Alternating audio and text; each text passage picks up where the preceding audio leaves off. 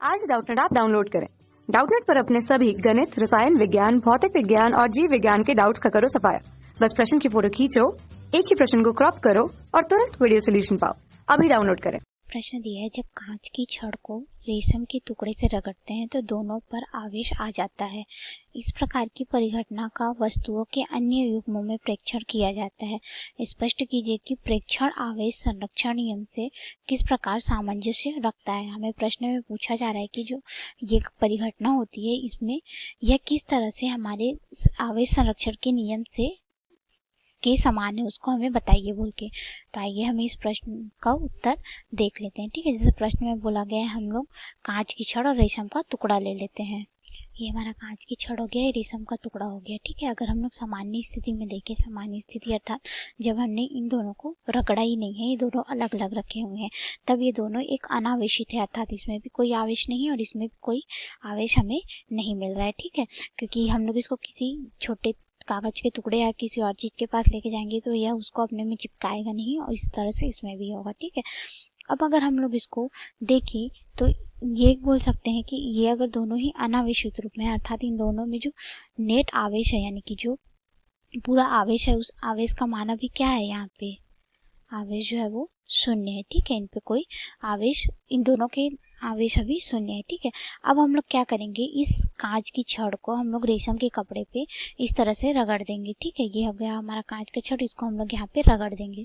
जब इसको हम लोग रगड़ेंगे कांच की छड़ और इसको रेशम के कपड़े को, तो क्या होगा, यहाँ पे कुछ इलेक्ट्रॉन जो रहेंगे वो छड़ से रेशमी कपड़े पे चले जाएंगे, अर्थात ये जो हमारा इस पे इलेक्ट्रॉन होंगे, ठीक है, ऋण आवेश होंगे, वो क्या हो जाएगा, इस रेशमी कपड़े पे आ जाएगा। ठीक है, इस तरह से कुछ इलेक्ट्रॉन, तो हमारा जो रेशमी कपड़ा है वो कैसा हो गया, आवेशित हो गया। ठीक है, तो इसमें क्या हो गया कि इसने अपना इलेक्ट्रॉन जो है वो रेशमी कपड़े को दे दिया, अर्थात कांच की छड़ कैसी हो गई, धनावेशित हो गई। ये कैसी हो जाएगी, धनावेशित हो जाएगी, क्योंकि इसने इलेक्ट्रॉन का त्याग कर दिया, अर्थात ऋण चीज का त्याग कर दिया, तो इसमें धनात्मक बढ़ जाएगी। और जो रेशम का कपड़ा है वो कैसा हो जाएगा, हमारा ऋण आवेशित हो जाएगा, क्योंकि इसको और इलेक्ट्रॉन मिल गए, तो ये क्या हो गया, हमारा ऋणावेशित हो जाएगा। ठीक है,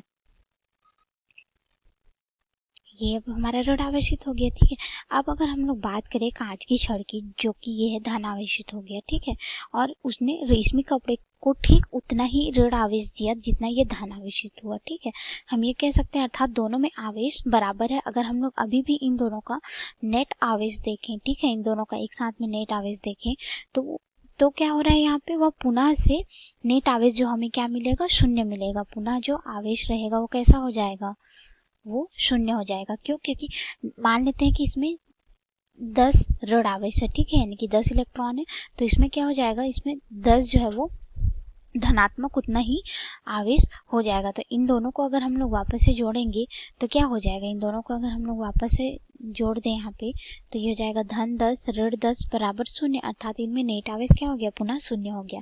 यानी कि जितना जो हमारा कांच की छड़ है, जितना ऋण आवेशित हुआ उतना ही रेशम का कपड़ा क्या, जितना हमारा कांच का छड़ है, जितना धन आवेशित हुआ उतना ही रेशम का कपड़ा क्या हो गया, ऋण आवेशित हो गया। ठीक है, अर्थात इनमें फिर से पुनः कुल आवेश जो है वो शून्य हो गया। इस प्रकार जब कांच की छड़ व कपड़े में जो ये प्रदर्शित हो रहा है कि इन दोनों का आवेश जो है वो बराबर है बोल के, यह हमें आवेश संरक्षण के नियम को बतलाता है। ठीक है, आवेश संरक्षण के नियम में क्या होता है कि हमने जैसे देखा है, ठीक है, आवेश संरक्षण के नियम में यह होता है कि ना तो हम लोग आवेश को उत्पन्न कर सकते हैं, ठीक है, और नहीं आवेश को हम लोग नष्ट कर सकते हैं।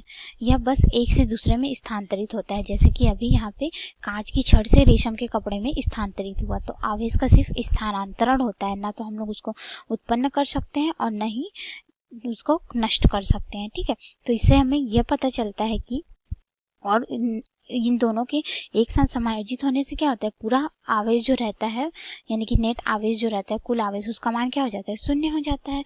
तो हम लोग इस तरह से बोल सकते हैं कि यह आवेश संरक्षण के नियम के समान है। और अगर हम लोग इसी तरह से एक और उदाहरण ले, जैसे कि एवेनाइट की छड़, ठीक है, तो वह फिर से ऋण आवेशित धन आवेश उत्पन्न करते हैं, तो उसमें भी यही होता है जैसे कांच की छड़ में होता है। धन्यवाद।